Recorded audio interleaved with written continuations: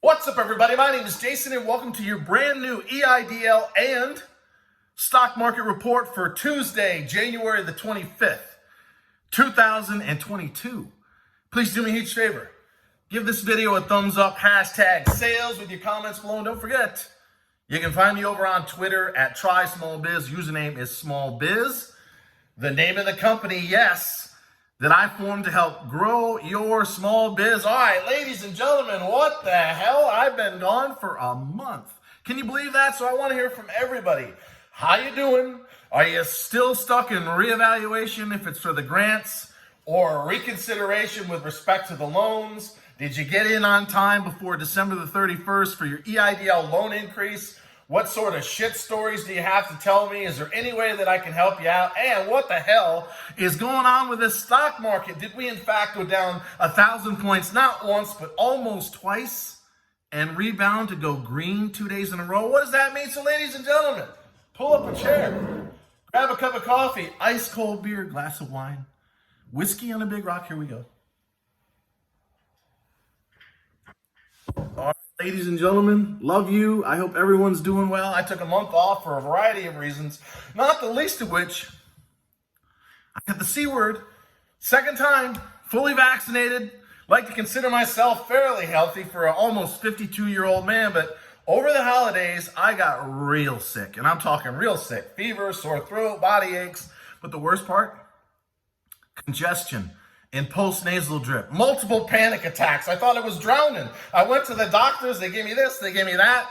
It was absolutely miserable, and I'm just starting to now feel like not only doing videos, not only growing your small biz, not only helping you make an absolute fucking fortune in the stock market, but wanting to get in front of the camera to start off by saying one more time,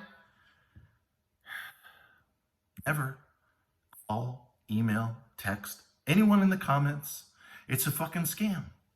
Anyone who looks like me, who's stealing my name, my cover photos, my profile, my cell phone number, which I've never given out, do not respond to them, ladies and gentlemen, every single day now. And I mean every single day, sometimes 2 or 3 times a day. Someone calls me, emails me, texts me to say, you ripped off my wife. Actually, I did. Oh, yes, you did. You texted her, you told her to send you this, that, and the other. No, I didn't.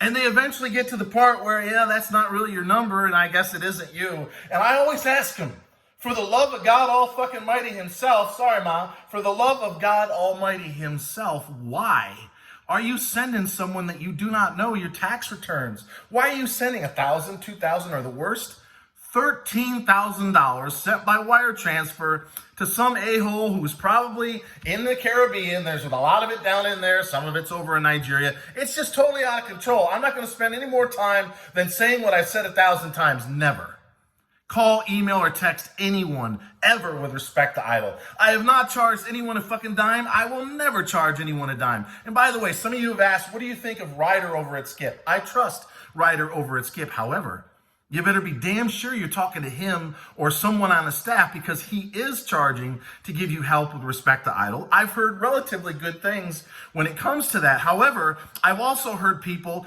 that are getting scammed by people that are pretending to be Ryder over at Skip. So again, if it's me, you don't need the help. The SBA is going real fast right now. Since they cut off the deadline on December 21 or 31, no one new can apply. They're going a lot faster. So without spending a whole hell of a lot of time on it, get a privacy release form, which is a limited power of attorney. Call up your senators, congressmen, and women and say, hi, I need to speak to the business or the small business advocate in your office. And you're going to have to call and email several times. Someone will call you back in the Atlanta area, which is where I live. Nikema Williams, Nikema Williams. Tell her that I sent you. She's right down there. I think it's Georgia's 6th district in Atlanta. By the way, I got jury duty. I got fucking jury duty coming up. Guilty. That's going to be the first word out of my mouth. I want to be the foreman of this fucking jury, and the guy is guilty. Well, sir, the trial hasn't even started yet. Did you guys miss me? I missed you. Once again, in the comments, we're going to have so much fun this year, believe me. When this website and mobile app launches, It's gonna be incredible. I'm gonna be looking for 1,000 OGs. We're gonna have something called the Small Biz All-Stars, which will be the verifieds that I promote on a regular basis. I'm gonna launch the Small Biz Podcast. We're gonna have the Small Biz Newsletter. And yes, I've even thought, because I spent half my life on Wall Street making and losing at times millions of dollars, I've thought about taking Small Biz public, a tiny float, $4 a share, maybe $2 million offering, total of an $8 million market cap.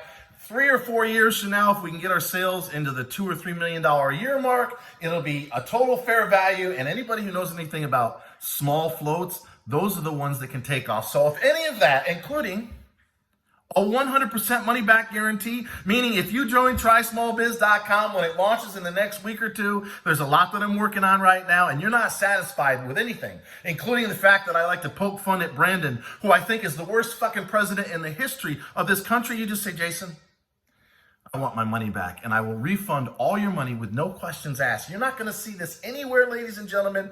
We're going to have a lot of fun. We're going to make a fucking fortune over the next 10, 15, 20 years and beyond. It's going to be amazing. So one more time, never call, email, or text anyone. It's a total scam. There's hundreds of fake profiles. I'm even on Hinge and WhatsApp and Telegram. I'm not on any of those fucking dating apps, nor any of those other sites like Instagram or WhatsApp or none of that. I'm on LinkedIn, I'm on Twitter, I'm on Facebook, what we haven't started posting yet, and I'm on YouTube. On YouTube, whenever I comment, you'll see my name highlighted in gray. Make sure it's me with highlighted in gray. And if you have any doubts, because I never share my fucking personal information or phone number in the comments, just click through the profile. If you don't see 71,000 subscribers on YouTube or close to 8,000 followers on Twitter, thank you very much. It's not me. It's a scam. So if you're still an idol, you're going to get your money. If you're legit, privacy release form, get a score.org counselor, call up the office and say, I need a small business advocate. You tell them your story. Nikema Williams here in Atlanta has an amazing team.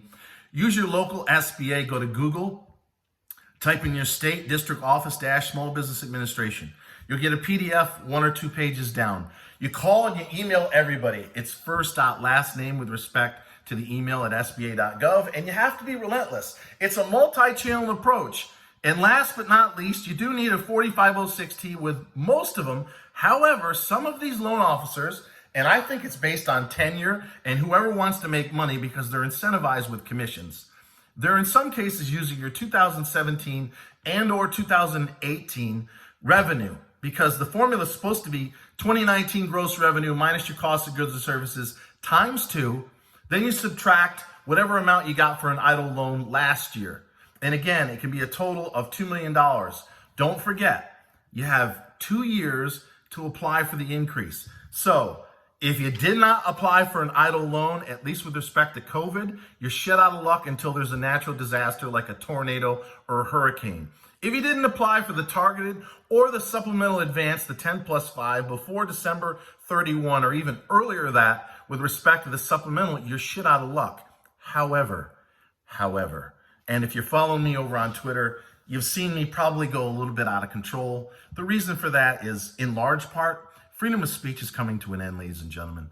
I know that I will not be able to bash Brandon over the head like I have for much longer. They're already shadow banning me. And once we launch this website, and I'm going to be looking for some high-powered sponsors that can get you and your significant other to the Small Biz Cruise, probably in 2024, I got to be careful on how bad I bash any Republicans, right? Darth Vader, Mitch McConnell. Soul. I have slammed everyone, including Donald Trump, who appointed Javita Carranza, capped the loans and rationed the grants. She fucking destroyed millions of small business owners, and it was his fucking fault because he appointed her and refuses to do anything about it. So anyone who's been following me for almost 2 years now knows it's not about politics. It's about right and wrong. I have been fighting nonstop to get you your 10 grand, regardless of what side of the tracks you live on, the 24 months of working capital, which so many people have gotten, the $2 million caps, which I and Speak and See and others started talking about a fucking year ago. And yes, Big Ben Cardin, who runs the Senate Committee for Small Business, has publicly come out on multiple occasions and said if it was up to him, the idle loan would be forgiven and treated just like PPP so that you and your family never pay the SBA a fucking dime.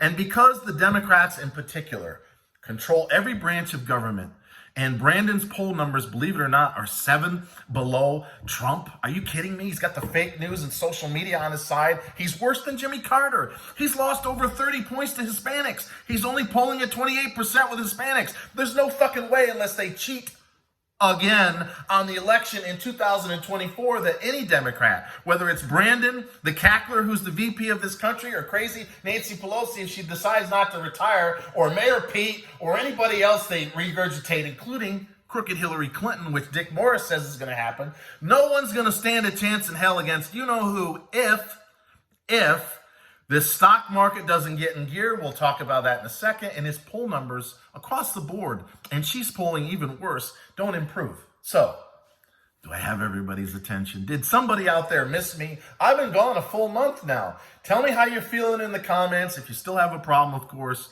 I will do what I can with respect. The grants are done. But if you have a reconsideration on the loan, you're looking for an increase, and you didn't listen to what I told you for the last 7 or 8, 9, 10 months, tell me in the comments. Now, with respect to the stock market, so if you're not interested in making money, you're not following me on Twitter, which I share all my trades in real time, you can check out right now. All right, ladies and gentlemen, keeping this very simple as I try to do with the tweets. We are in a secular bull market that began in March of 2020 when the markets were almost cut in half. Secular bull markets that are based, in this case, on demographics. The Gen X and millennials are now bigger than the boomers, meaning they've got spending and investing dollars that are overpowering the 10,000 or so boomers that are retiring every day. Artificial intelligence. I mean, Elon Musk, I could talk for days about the chips that he's starting to put in people's heads. They're going to be connecting us to AI, and we're going to have flying cars and trips to Mars. We're going to have people that live to be 150 fucking years old. Don't ask me how we're going to do this. Probably one of the reasons why they're trying to go intergalactic. Ladies and gentlemen, there is an enormous amount of money to be made in the next 5 to 10 years. This looks just like 1984, when the boomers at the time ran the markets like crazy to 2000 at its peak. The millennials and the Gen Xers are doing the same thing right now, and the projected peak is 2034 or 2035. So 2035 will look a lot like 2000. So at some point in the next 10 or so years, there's one hell of a fucking crash coming. But what you just saw now is nothing more than a rather vicious and quick correction within a secular bull market. We had 3 things that I follow: RSI, Relative Strength Index, the stochastics, and the MACD, MACD, were massively oversold, not just on the daily, but on the weekly and the monthly charts. We got way oversold on crypto. I put a tweet out at, 34,500. We undercut that a little bit. I said, if it doesn't get support here, we're in big trouble. Well, it did. And we're now, I think, closing in on 38,000. Bitcoin, crypto, in my opinion, bottomed along with the stock market 2 days ago. And look what happened today. We were down once again, doing a retest, down almost 800 after a 1,000-point comeback yesterday.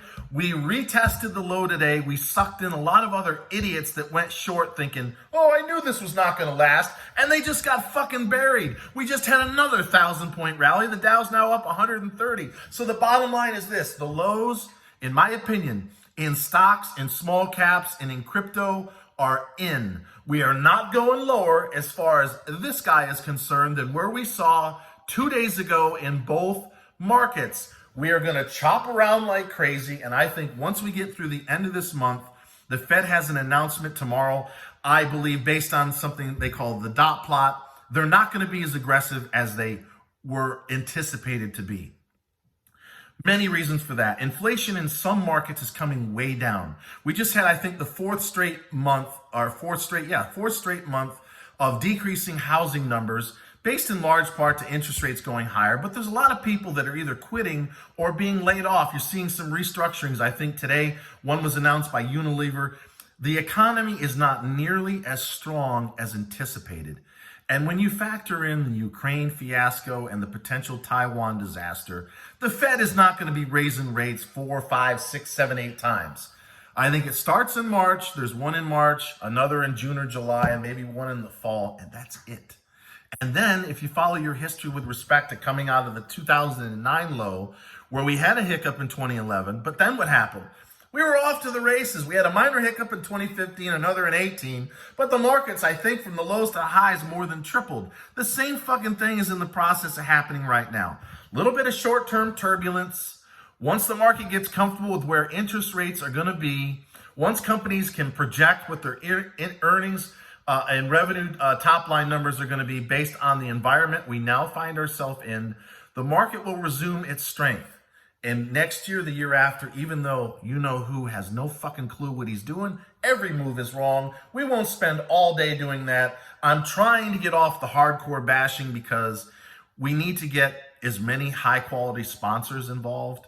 And if I crucify a Democrat or a Republican to any excessive degree, it's not going to be good. So I'll figure out how I can best bash everyone based on what's right and wrong without crossing the line. So here's the deal.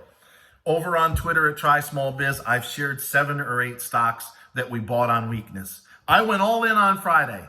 And I should have known markets don't bottom on Friday. They always fucking bottom on a Monday. But I jumped the gun a little bit early. But it still doesn't matter. PTPI is up, what, 40% from the lows 2 days ago? BBIG, my biggest position, by the way, is up 30% from the lows. Smile Direct, holy shit, did a restructuring last night, SDC. You could have bought it on multiple occasions, including again today at $2.02. It's closing in right now at $2.50. So we've got stocks that are either up 30 or 40% from the lows or actually in the green to the plus 20%. Now there's one GFAI that I'm down about 12 to 13% right now. Don't know why it got smacked on no news, relatively light volume, under $1, so we'll have to keep our eye on that one. But the other ones, including CELZ, which I took a position in this afternoon in the 250 range, all of those others, especially BBIG, I'm very confident that over the next 3 or 4 weeks are going to resume to the upside. And as I've said a million times on Twitter, when it comes to making money, especially in this type of stock market, you must buy the dip and sell the rip. So until next time, ran a little long. Tell me how you're doing in the comments, how I may be able to help you. Don't forget, this website and mobile app is about to launch. It's going to be amazing. So until next time, always remember, I love you. And thank you so much for watching.